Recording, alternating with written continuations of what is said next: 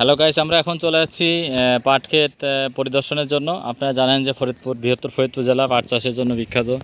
এখানে দেখতে পাচ্ছেন আপনারা হাজার হাজার বিঘা পাট চাষ করছে। আমরা এখন আসলে সকাল থেকে আছি পাট পরিদর্শনের জন্য। আপনারা দেখতে পাচ্ছেন এই পাটগুলা প্রথমে এর আগে আমি যখন ভিডিও দিয়েছিলাম তখন পাটগুলো একটু ছোট ছোট ছিল। তা এই পাটের এখন হচ্ছে পূর্ণাঙ্গ একটা রূপ নিয়েছে। আপনারা জানেন যে পাটকে সোনালী বা আঁশ বলা হয়, এবং কেন বলা হয় এটা আপনারা জানেন যে আসলে এই পাট বিদেশে রপ্তানি করে যে আমরা স্বর্ণের যেমন একটা দাম আছে, ঠিক পাটেরও সেরকম দাম। এই পাট থেকে আমরা যে অর্থ উপার্জন করি, এটা বাংলাদেশের জন্য আসলে এটা একটা অর্থকারী ফসল। এখন আমরা যেখানে আছি এই পাটটা হচ্ছে প্রথম যখন জমি চাষ করে পাট বপন করা হয়েছিল।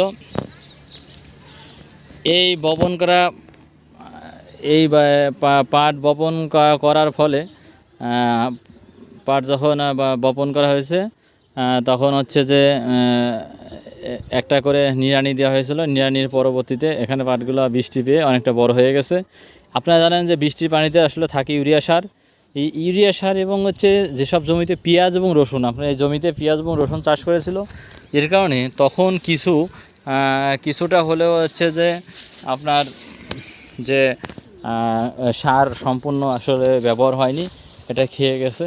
তা আমরা এখন চলে যাচ্ছি আসলে এই পাটের জমির কাছাকাছি। এখন হচ্ছে আসলে যেটাকে বলা হয় পাটের খিসি টানা বা দোয়ার নিড়ান, বা দুইবার যে নিড়ানিটা দেওয়া হয় সেটাকে দোয়ার নিড়ান বলা হয়। তা এটার প্রায় পর্যায়ক্ষণে চলে যাচ্ছে। এখানে আপনারা দেখতে পাচ্ছেন বাতাসে দুলছে পাটের যে ডগাগুলা, একদম কচি পাট।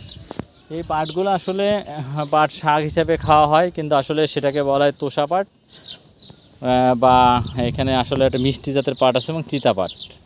আর আঁশের জন্য যেটা তৈরি করা হয় সেটা আসলে অবশ্যই তিতা পাট হিসেবে ব্যবহার করা হয়।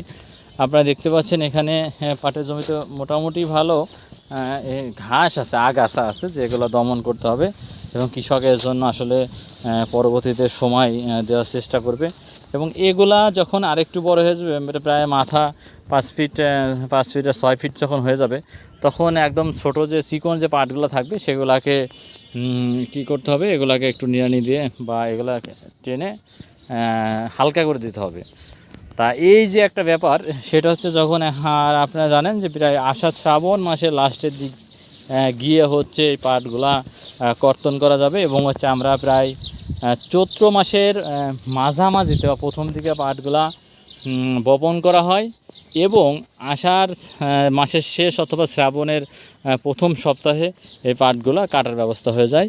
তা আপনারা জানেন আমাদের পাট চাষের জন্য সবচাইতে যে গুরুত্বপূর্ণ বিষয় হচ্ছে যে এই পাটকাঠি থেকে আলাদা করার জন্য প্রথমে আমাদের জাগ দিতে হয়।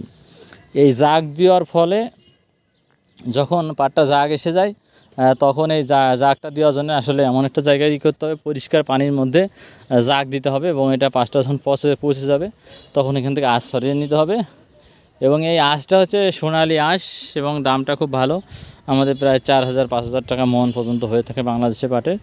তা এই যে একটা পাটে এবং হচ্ছে কচুরি পানা দিয়ে, আপনারা জানেন যে কচুরি পানা দিয়ে হচ্ছে পাটে জাগ দেওয়া হয়।